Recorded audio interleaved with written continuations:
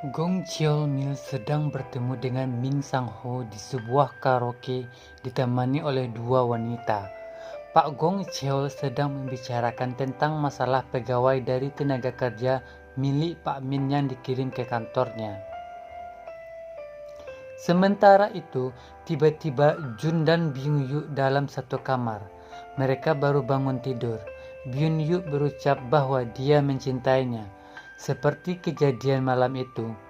Tetapi ternyata ini hanya mimpinya Jun.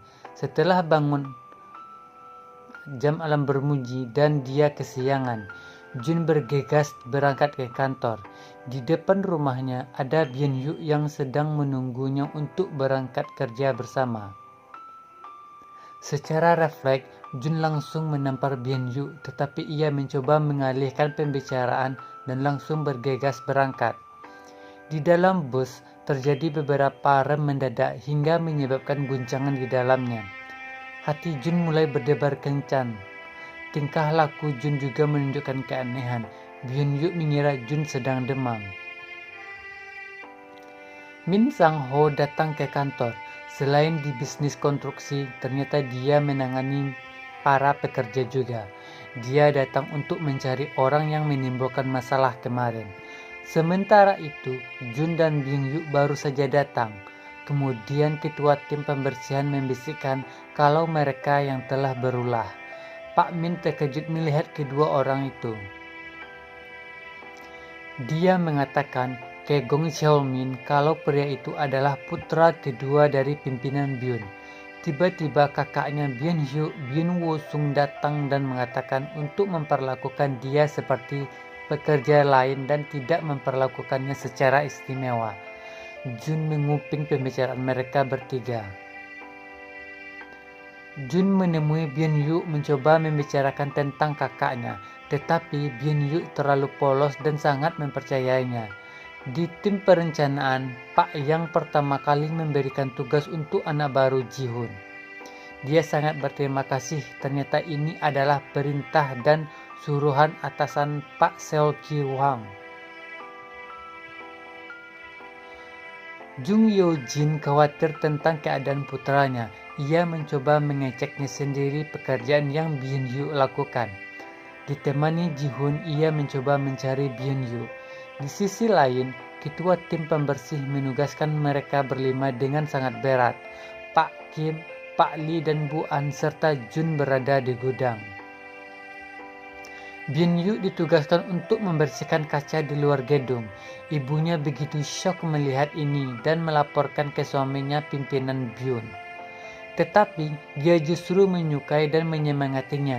Dia juga menyempatkan momen ini dengan selfie. Ji-hun lalu menelpon Jun tentang hal ini.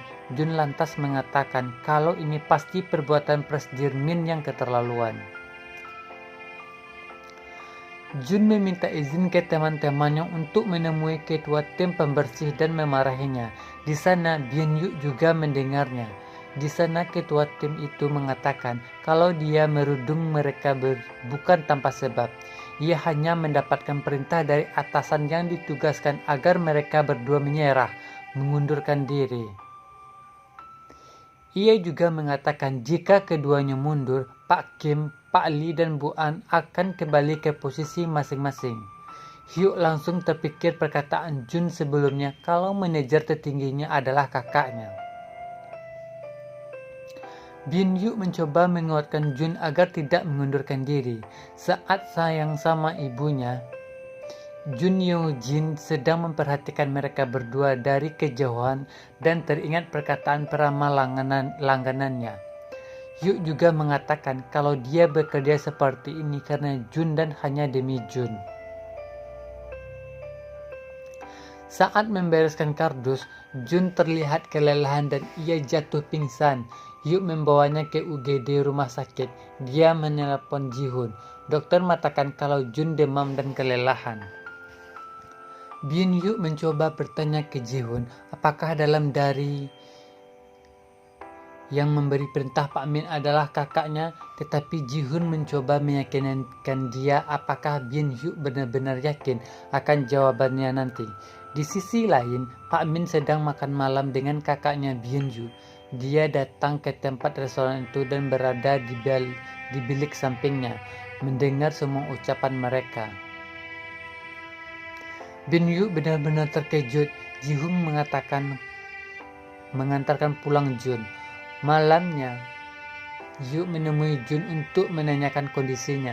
Yu juga merasa bersalah karena mereka harus bekerja keras hingga kelelahan seperti Jun. Dia mencoba berpikir untuk berhenti, tetapi Jun menguatkannya. Bin Yu menangis dan memeluk erat Jun. Ji-Hun dari bawah datang. Melihat mereka, ia tidak ingin mengganggunya dan balik turun. Yong-hee baru pulang dari tugas pramugarinya. Orang baru petugas polisi Jang Cheung-mil yang tinggal di tempatnya membawakannya koper ke atas. Dia sangat terkejut dengan hal ini. Keesokan hari mereka berangkat seperti biasa dan belum menyerah. Ketua tim pembersih menanyakan ke Jun kenapa dia belum mengundurkan diri juga setelah insiden kemarin. Mereka semua membela Jun hingga membuat ketua tim pembersih ketakutan. Mereka akan mengadakan demo, sedangkan Bin Yu datang ke kantor Pak Min bahwa dia akan menghentikan Pak Min agar tidak bisa memperbarui kontrak dengan grup Gangsu. Pak Min justru tertawa karena ia tahu kalau Yu telah diusir dari rumah. Ia juga mendengar sendiri kalau Pak Min berkata bahwa kakaknya ada di balik semua ini. Jadi dia merasa kuat dan tidak takut akan ancaman Yu. Byung Wo Sung menyuruh Jae-hun akan membiarkan mereka melakukan demo dan membiarkan Yu melakukan sesuka hatinya. Karena besok pimpinan juga akan menghadiri acara pecicipan. Ia berusaha agar Yu terlihat jelek di mata orang lain. Saat keluar dari sana, Pak Seo bertemu dengan Ji-hun dan memuji pekerja atas semua proyek yang ia tangani hasilnya bagus. Dia juga harus memastikan proyek secara acara besok berjalan lancar. Semua pekerja pembersih akan melakukan demo. Jun mencoba menghentikannya dan berterima kasih karena sudah mau membelanya. Jun khawatir jika mereka semua ikut dipecat bersamanya.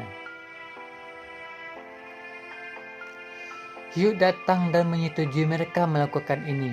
Dia bahkan memberikan saran bahwa dia mengenal baik pimpinan Byun yang tidak suka dengan protes seperti ini. Byun Yu menyarankan agar melakukan sebuah pertunjukan. Sepulang kerja, mereka berenam membeli pakaian untuk show besok. Ji-hun khawatir kalau acara yang ia garap akan menjadi berantakan, tetapi malam harinya Byun Yu telah berkata padanya untuk tidak mengkhawatirkan mereka dan tidak berniat mengacaukan acaranya.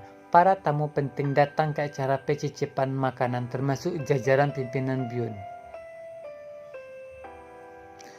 Sedangkan para pekerja pembersih sudah bersiap melakukan penyampaian aspirasi melalui pertunjukan.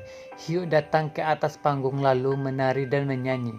Pimpinan Byun membiarkan mereka melakukan itu dan dia bersama pengunjung lain mengikuti irama nyanyiannya. Setelah itu, Byun Yu menyampaikan aspirasinya.